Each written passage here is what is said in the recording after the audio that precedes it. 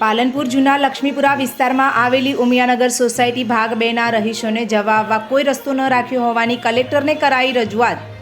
Railway વિભાગ દ્વારા court બનાવી રસ્તો બંધ કરાયાની ઉચ્ચ સ્તરે લેખિતમાં કરી રજૂઆત।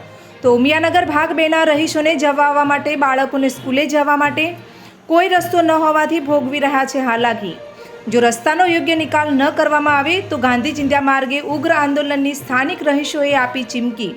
વધુમાં આપ સાહેબ શ્રી અમારા ઉમિયાનગર ભાગ 2ની રૂબરૂ મુલાકાત લઈ યોગ્ય નિકાલ કરવા આપ સાહેબ શ્રીને અમારી નમ્ર વિનંતી છે।